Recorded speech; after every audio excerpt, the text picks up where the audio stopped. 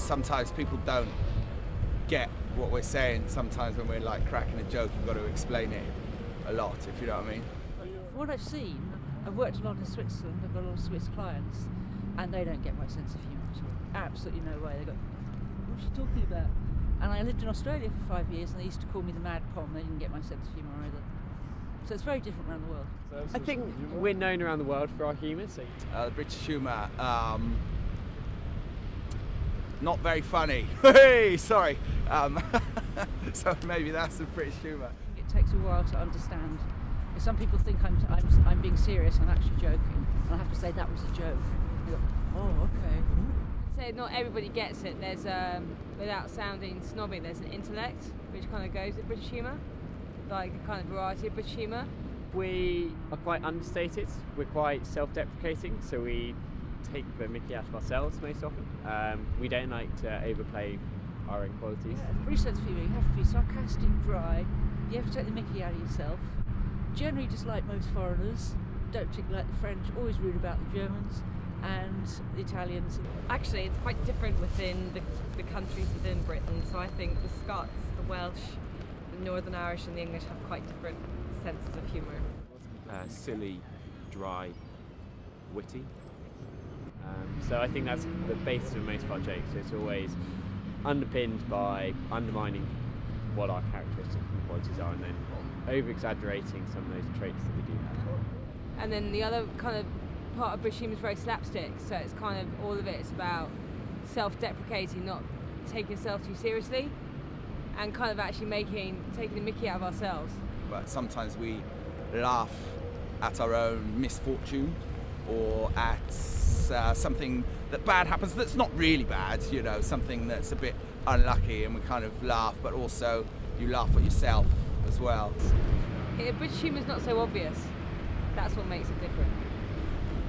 You can be easily offended by British humour, but you've got to know that people are just having fun with you and joking almost at your expense, and that's different to the American humour, which is, it just has a different feel, and it's not really personally at this individual people.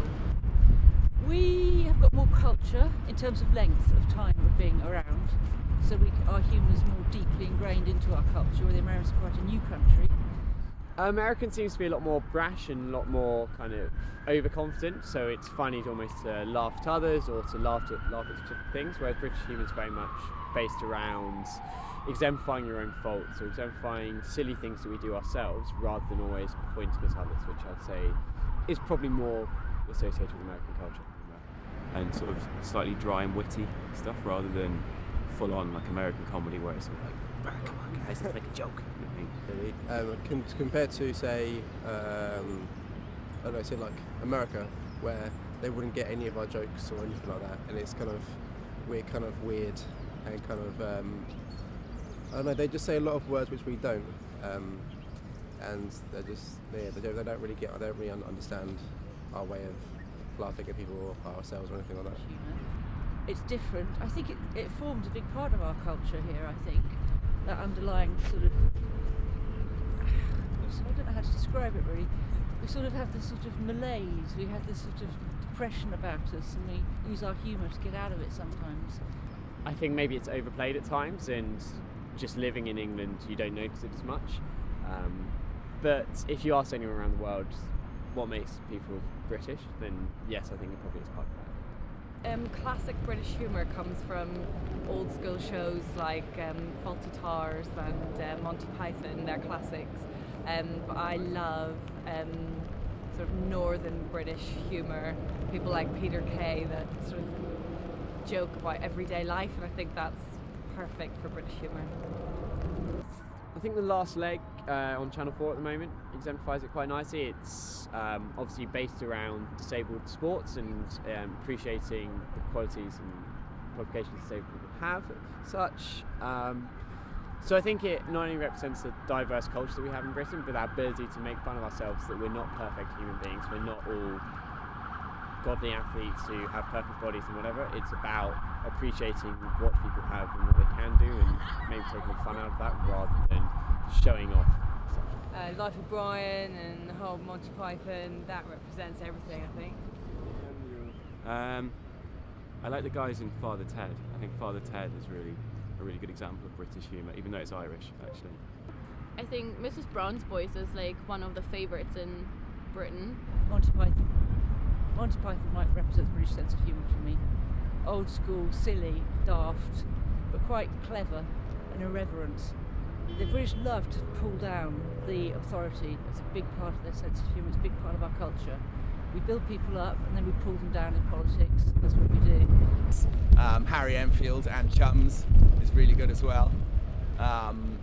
Paul Whitehouse is good. He was in both. It's part of our personality. That's us. Yeah, I think we're proud of our humour. We can laugh at ourselves and laugh at other people. We like laughing at other people best. So would I miss British humour if I went abroad? Firstly, I would bring it with me, so I would expose the people to it. Definitely, that's why I couldn't move. I've been and come back. But yeah, absolutely, I would miss it, definitely, yeah, if I went abroad. Sarcastic, it's quite dry, it's quite dark, it's quite peculiar, and that's what makes it so special.